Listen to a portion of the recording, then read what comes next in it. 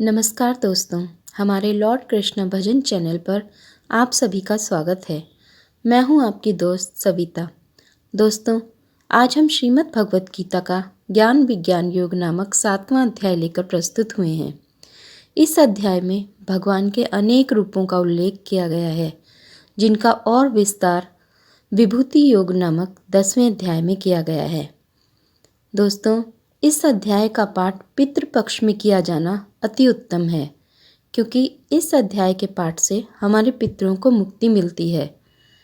दोस्तों, यदि आपने हमारे चैनल को अभी तक सब्सक्राइब नहीं किया है तो प्लीज़ हमारे चैनल को सब्सक्राइब, लाइक और शेयर ज़रूर करें। तो चलिए दोस्तों, शुरू करते हैं श्रीमद् भगवद गीता का 7वां अध्याय। श्रीमद् भगवद गीता के 7वें अध्याय का महात्म्य। भगवान शिव कहते हैं, पार्वती, अब मैं 7वें अध्याय का महात्म्य बतलाता हूँ, जिसे सुनकर कानों में अमृत राशि भर जाती है। पाटलिपुत्र नामक एक दुर्गम नगर है, जिसका गोपुर बहुत ही ऊंचा है। उस नगर में शंकुकर्ण नामक एक ब्राह्मण रहता था। उसने वैश्य वृत्ति का आश्रय लेकर बहुत धन कमाया, किंतु न तो कभी पितरों का तर्पण किया और न देवताओं का पूजन ही। वह धनोपार्जन में तत्पर होकर राजाओं को ही भोज दिया करता था। एक समय की बात है, उस ब्राह्मण ने अपना चौथा विवाह करने के लिए पुत्रों और बंधुओं के साथ यात्रा की। मार्ग में आधी रात के समय जब वह सो रहा था, एक सर्प ने कहीं से आकर उसकी बाह में काट लिया। उसके काटते ही ऐसी अवस्था हो गई कि मणि, मंत्र और औषधि आदि से भी उसके शरीर की रक्षा असाध्य जान पड़ी। तत्पश्चात कुछ ही क्षणों में उसके प्राण पखेरु उड़ गए। फिर बहुत समय के बाद वह प्रेत सर्प योनि में उत्पन्न हुआ। उसका चित्त धन की वासना में बंधा था। उसने पूर्व वृत्तांत को स्मरण करके सोचा, मैंने जो घर के बाहर करोड़ों की संख्या में अपना धन गाड़ रखा है, उससे इन पुत्रों को वंचित करके स्वयं ही उसकी रक्षा करूँगा।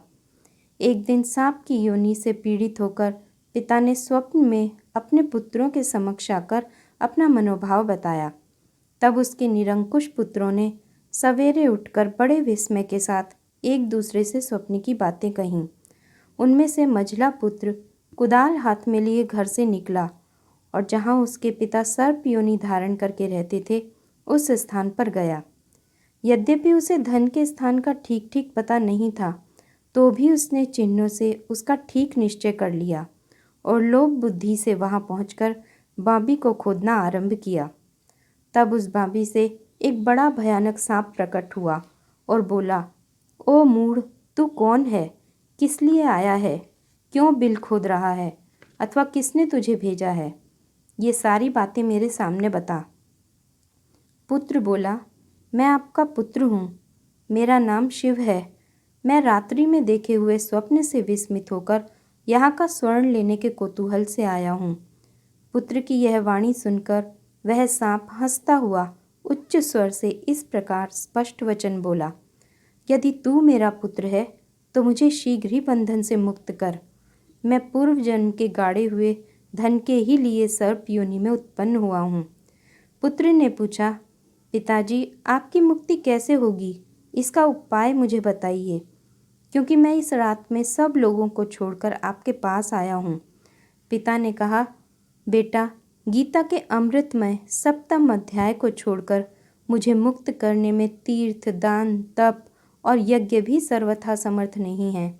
केवल गीता का 7वां अध्याय ही प्राणियों के जरा, मृत्यु आदि दुख को दूर करने वाला है। पुत्र, मेरे श्राद्ध के दिन 7वें अध्याय का पाठ करने वाले ब्राह्मण को श्रद्धापूर्वक भोजन कराओ। इससे निस्संदेह मेरी मुक्ति हो जाएगी। वत्स, अपनी शक्ति के अनुसार पूर्ण श्रद्धा के साथ वेद विद्या में प्रवीण अन्य ब्राह्मणों को भी भोजन कराना। सर्प योनि में पड़े हुए पिता के ये वचन सुनकर सभी पुत्रों ने उसकी आज्ञा के अनुसार तथा उससे भी अधिक किया। तब शंकुकर्ण ने अपने सर्प शरीर को त्याग कर दिव्य देह धारण किया और सारा धन पुत्रों के अधीन कर दिया। पिता ने करोड़ों की संख्या में जो धन बांट कर दिया था, उससे वे सदाचारी पुत्र बहुत प्रसन्न हुए। उनकी बुद्धि धर्म में लगी हुई थी, इसलिए उन्होंने बावली, कुआं, पोखरा, यज्ञ तथा देव मंदिर के लिए उस धन का उपयोग किया और अन्नशाला भी बनवाई। तत्पश्चात 7वें अध्याय का सदा जप करते हुए उन्होंने मोक्ष प्राप्त किया। पार्वती, यह तुम्हें 7वें अध्याय का महात्म्य बताया गया है, जिसके श्रवण मात्र से मानव सब पातकों से मुक्त हो जाता है। ओम श्री परमात्मा ने नमः। 7वां अध्याय। उसके उपरांत श्री कृष्ण भगवान बोले, हे पार्थ, तुम मेरे में अनन्य प्रेम से आसक्त हुए मन वाला और अनन्य भाव से मेरे परायण योग में लगा हुआ, मुझको संपूर्ण विभूति, बल, ऐश्वर्यादि गुणों से युक्त सबका आत्मरूप जिस प्रकार संशय रहित जानेगा, उसको सुन। मैं तेरे लिए इस रहस्य सहित तत्व ज्ञान को संपूर्णता से कहूँगा कि जिसको जानकर संसार में फिर और कुछ भी जानने योग्य शेष नहीं रहता है। हजारों मनुष्यों में कोई ही मनुष्य मेरी प्राप्ति के लिए यत्न करता है, और उन यत्न करने वाले योगियों में भी कोई ही पुरुष मेरे परायण हुआ मेरे को तत्व से जानता है, अर्थात यथार्थ मर्म से जानता है। हे अर्जुन, पृथ्वी, जल, अग्नि, वायु और आकाश तथा मन, बुद्धि और अहंकार भी, ऐसे यह 8 प्रकार से विभक्त हुई मेरी प्रकृति है। यह 8 प्रकार के भेदों वाली तो अपरा है, अर्थात मेरी जड़ प्रकृति है। और हे महाबाहो, इससे दूसरी को मेरी जीव रूप परा अर्थात चेतन प्रकृति जान, कि जिससे यह संपूर्ण जगत धारण किया जाता है। हे अर्जुन, तू ऐसा समझ कि संपूर्ण भूत इन दोनों प्रकृतियों से ही उत्पत्ति वाले हैं, और मैं संपूर्ण जगत का उत्पत्ति तथा प्रलय रूप हूँ, अर्थात संपूर्ण जगत का मूल कारण हूँ।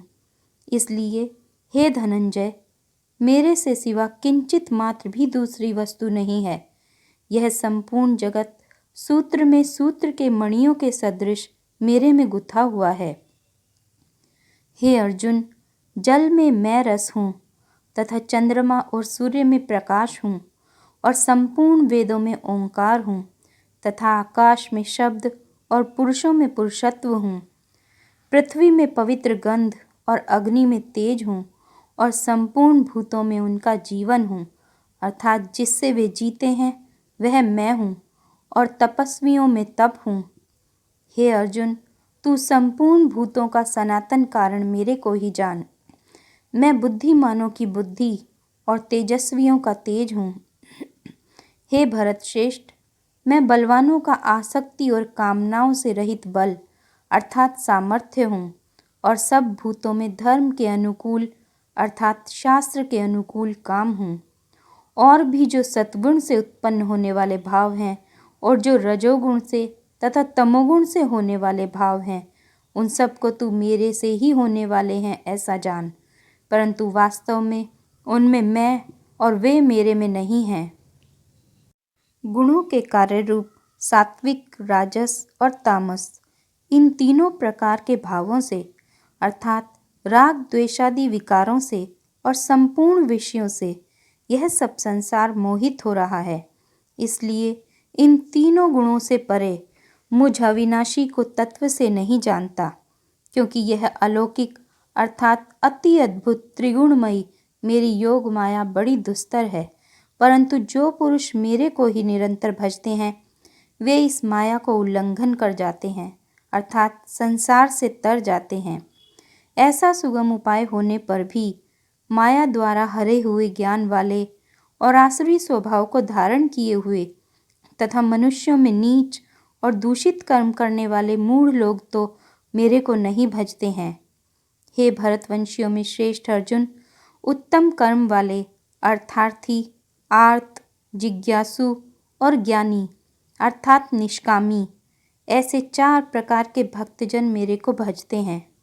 उनमें भी नित्य मेरे में एक ही भाव से स्थित हुआ अनन्य प्रेम भक्ति वाला ज्ञानी भक्त अति उत्तम है, क्योंकि मेरे को तत्व से जानने वाले ज्ञानी को मैं अत्यंत प्रिय हूँ, और वह ज्ञानी मेरे को अत्यंत प्रिय है। यद्यपि ये सभी उदार हैं, अर्थात श्रद्धा सहित मेरे भजन के लिए समय लगाने वाले होने से उत्तम है, परंतु ज्ञानी तो साक्षात मेरा स्वरूप ही है, ऐसा मेरा मत है। क्योंकि वह स्थिर बुद्धि ज्ञानी भक्त अति उत्तम गति स्वरूप मेरे में ही अच्छी प्रकार स्थित है। जो बहुत जन्मों के अंत के जन्म में तत्वज्ञान को प्राप्त हुआ ज्ञानी सब कुछ वासुदेव ही है, अर्थात वासुदेव के सिवा अन्य कुछ है ही नहीं, इस प्रकार मेरे को भजता है, वह महात्मा अति दुर्लभ है। हे अर्जुन, जो विषयासक्त पुरुष हैं वे तो अपने स्वभाव से प्रेरे हुए तथा उन भोगों की कामना द्वारा ज्ञान से भ्रष्ट हुए उस नियम को धारण करके, अर्थात जिस देवता की पूजा के लिए जो नियम लोक में प्रसिद्ध हैं उस नियम को धारण करके अन्य देवताओं को भजते हैं, अर्थात पूजते हैं। जो सकामी भक्त जिस देवता के स्वरूप को श्रद्धा से पूजना चाहता है उस भक्त की मैं उस ही देवता के प्रति श्रद्धा को स्थिर करता हूँ। वह पुरुष उस श्रद्धा से युक्त हुआ उस देवता के पूजन की चेष्टा करता है और उस देवता से मेरे द्वारा ही विधान किए हुए उन इच्छित भोगों को निस्संदेह प्राप्त होता है, परंतु उन अल्प बुद्धि वालों का वह फल नाशवान है तथा वे देवताओं को पूजने वाले देवताओं को प्राप्त होते हैं और मेरे भक्त चाहे जैसे ही भजें शेष में वे मेरे को ही प्राप्त होते हैं। ऐसा होने पर भी सब मनुष्य मेरा भजन नहीं करते। इसका कारण यह है कि बुद्धिहीन पुरुष मेरे अनुत्तम अर्थात जिससे उत्तम और कुछ भी नहीं ऐसे अविनाशी परम भाव को अर्थात अजन्मा अविनाशी हुआ भी अपनी माया से प्रकट होता हूँ, ऐसे प्रभाव को तत्व से न जानते हुए मन इंद्रियों से परे मुझ सच्चिदानंद घन परमात्मा को मनुष्य की भांति जन्म कर व्यक्ति भाव को प्राप्त हुआ मानते हैं। अपनी योग माया से छिपा हुआ मैं सबके प्रत्यक्ष नहीं होता हूँ, इसलिए यह अज्ञानी मनुष्य मुझ जन्म रहित अविनाशी परमात्मा को तत्व से नहीं जानता है, अर्थात मेरे को जन्मने मरने वाला समझता है। हे अर्जुन, पूर्व में व्यतीत हुए और वर्तमान में स्थित तथा आगे होने वाले सब भूतों को मैं जानता हूँ, परंतु मेरे को कोई भी श्रद्धा भक्ति रहित पुरुष नहीं जानता।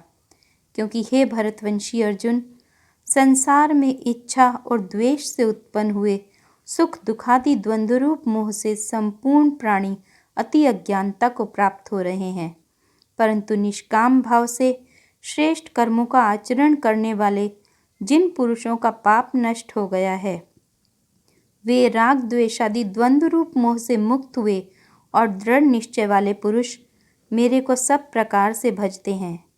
जो मेरे शरण होकर जरा और मरण से छूटने के लिए यत्न करते हैं वे पुरुष उस ब्रह्म को तथा संपूर्ण अध्यात्म को और संपूर्ण कर्म को जानते हैं। जो पुरुष अधिभूत और अधिदैव के सहित तथा अधियज्ञ के सहित सबका आत्मरूप मेरे को जानते हैं, अर्थात जैसे भाव, बादल, धूम, पानी और बर्फ यह सभी जल स्वरूप हैं, वैसे ही अधिभूत, अधिदैव और अधियज्ञ आदि सब कुछ वासुदेव स्वरूप हैं। ऐसे जो जानते हैं वे युक्त चित्त वाले पुरुष अंत काल में भी मुझको ही जानते हैं, अर्थात प्राप्त होते हैं।